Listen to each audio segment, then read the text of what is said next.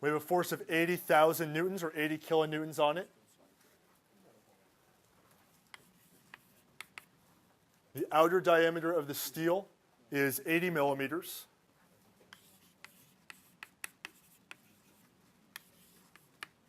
Inner diameter of 70.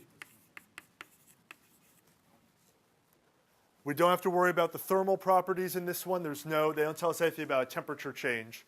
We just have to worry about the mechanical effects. And they give us the Young's moduli for these two. They tell us the concrete has a Young's modulus of 24 gigapascals. And the steel piece should be 200 gigapascals.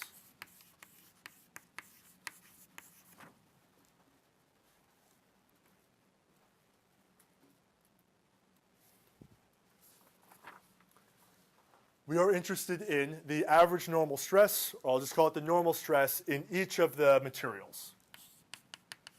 We want sigma concrete and sigma steel.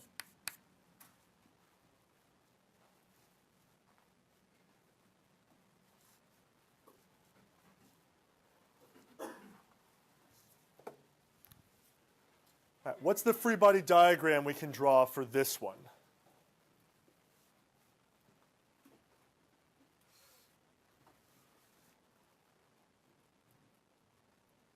You have to separate the steel and the concrete since it's not homogeneous, or can you keep it as the same because they're bonded? Right, because they're bonded together, in a way we're going to keep it the same. Really we have to think about what's the cut that we want to make, and then think about how we're going to draw that. So the cut, because this end is free, I can make a cut through the material here. But unlike the previous two examples, when I make that cut, I'm cutting through two different materials. I'm cutting through the steel, the ring of steel, and the concrete simultaneously. So in the free body diagram of that,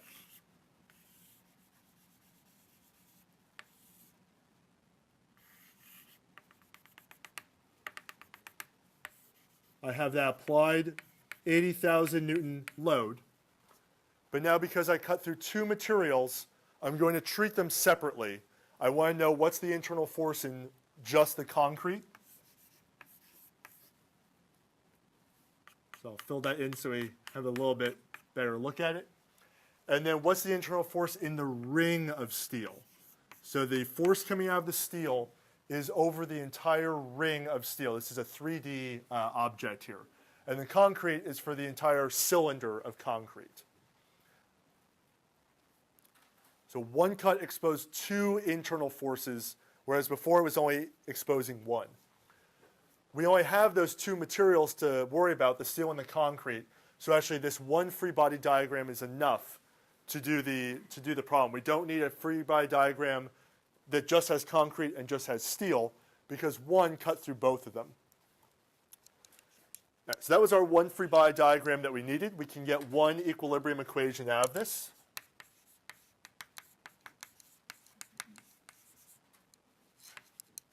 If I sum forces in the y direction in my free body diagram, I'll have a negative PC minus a P steel minus 80 kilonewtons, or 80,000 newtons.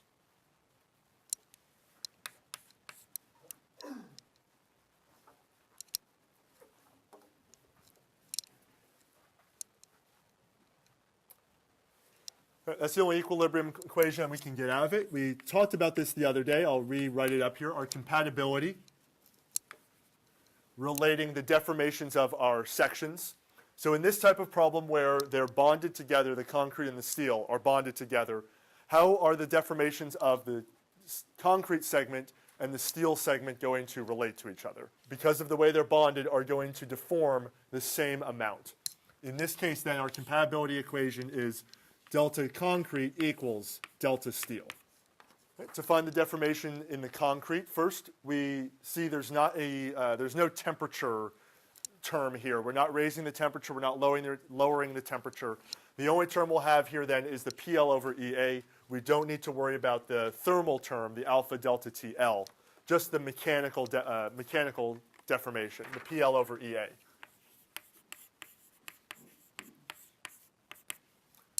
Evaluating all of those terms for the concrete, We don't know, in this case, a number for the internal force in the concrete yet. So it's just PC. The concrete is originally 0.5 meters long.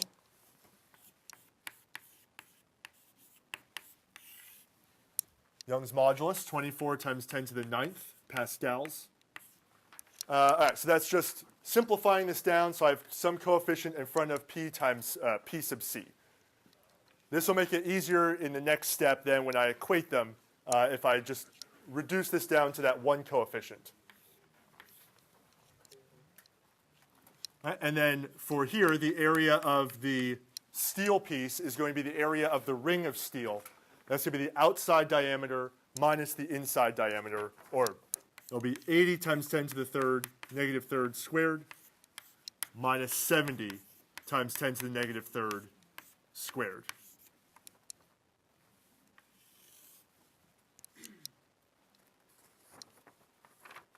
Right, so pi over 4 times the diameter of the outside squared minus the inner diameter squared is going to give me the area of the steel piece. Again, that's just the area of this ring of steel that we're going to get through the cross section. So that area is going to be relatively small. If we go through this calculation, we should get that the delta steel we can express as 2.12 times 10 to the negative 9 times P steel. From my equilibrium equation, I can find that P sub C is going to be negative P steel minus 80,000.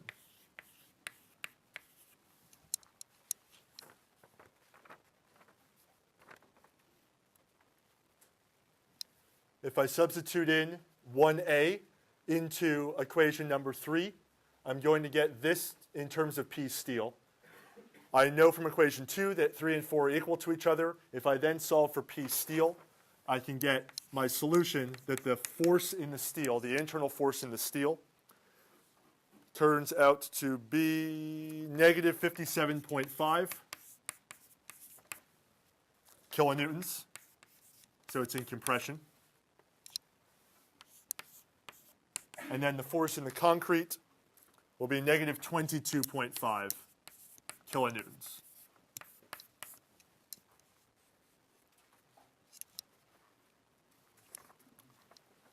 Right. That gets me the internal forces in the steel piece and the concrete piece. But the question is not just asking for the internal forces. The question is asking for the stresses. So I have to go to the last part. I guess I'll do that over here. I will have equation 5, my stress equations.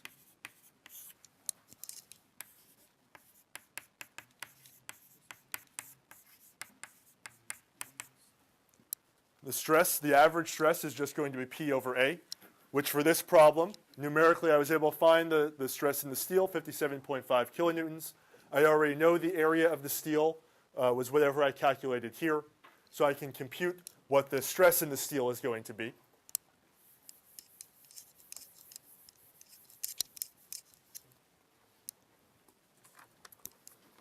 For the stress in the steel piece, I get negative 48.8 megapascals. So it's in compression.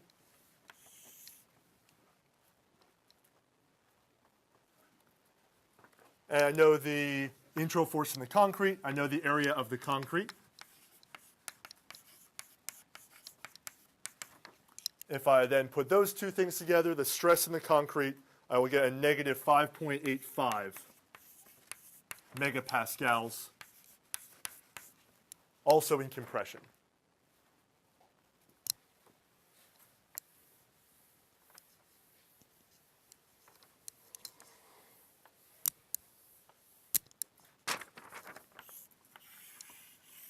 To verify that this solution is at least a reasonable estimate to what the stress is going to be.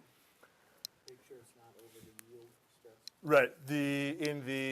Here, the DIL, the PL over EA, that's operating under the assumption that I'm within the linear elastic region for both of my materials. So anytime I'm using that, if possible, I want to verify that assumption. Because if it turns out that the stress is above the yield stress, then this PL over EA was not accurate. It was not a good estimate for what I want to use. I have the two materials here. I have the steel and the concrete. If I go to my material property table, the yield strength of the steel in tension or compression is 250 megapascals. And unfortunately on the table, it doesn't list a yield strength for the concrete. So we can't test that. We'll have to assume it's good. But we can test that the yield strength of the steel is not violated. We found that the stress in the steel was about 50 megapascals, which is less than the yield strength of the steel. So at least for the steel piece, it's operating under the yield stress. So we can at least verify that. We'll have to operate under the assumption, again, the concrete was doing the same thing.